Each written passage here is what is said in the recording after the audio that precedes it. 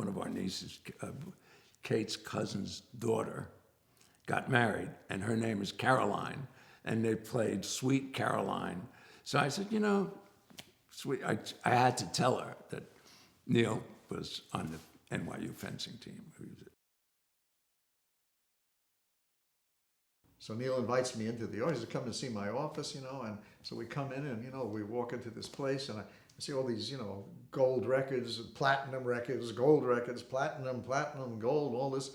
And then right where he's sitting, right next to where he's sitting, there's this little medal up in this thing. What? Neil, what is that? He said, what do you mean, what is that? That's a gold medal from the PSAL. PSAL, that's a public school athletic league in New York. All these platinum records worth millions of dollars. You have that thing up there? So, Herbie, I wouldn't give any of those things for this medal. This medal's worth more than all of those plaques together. I never knew the impact that the team had on him. But he told me later, 30 years later, you know, what it was is that fencing was the first success for Neil. I was the captain of the team, and we won the PSAL in my sophomore year when Abe Kadish was on the team. Took fourth in the next year, and then the last year I wanted to try to win, and we needed one guy for the team. I come to school, and I see this guy, Neil Diamond, on my fencing list. Who is this guy? Someone points me, he's somewhere in the cafeteria, so I go down asking, you know, who's Neil Diamond? Who's Neil Diamond? Finally, some kid goes, I'm Neil Diamond. I said, well, look, Neil, your name is here on the fencing team. If you want to keep your free eighth period, you got to come out for the team. We need somebody. He said, okay. Not in that way. He said, okay. That day, we went down to his place. He had a place not far from where I lived. Went to his basement. I taught him to get in guard. I taught him to lunge. I said, holy shit. The guy lunged. It was like from here, and he lunged over to there. I said, Neil, I'm really looking to win this PSAL, and we need you. And you're the guy. You're going to be on the team.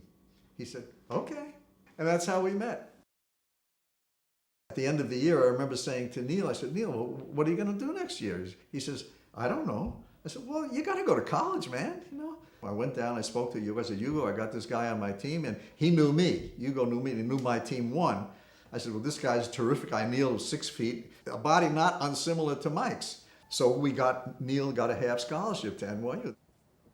Neil Diamond was on the fencing team at NYU, and I think he was a year or two behind Michael. He was not an extraordinary saber fencer. He was a competent saber fencer. I never, to the best of my knowledge, I never actually spoke to Neil Diamond. Little swine defeated me, plebe year.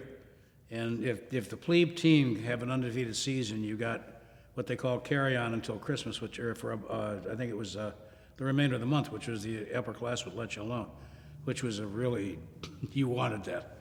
I had already beaten their number one, their number two, and Hugo decided that their number three wasn't gonna cut it. And in comes this kid called Diamond. And to this day, I think I got a bad call, but I lost about 5-4. We lost the undefeated season, blah, blah, blah, blah, blah. And for the next 3 years, I was hunting Diamond. He's out there somewhere, and I'm going to get him. I don't think it ever bothered him the way it bothered me.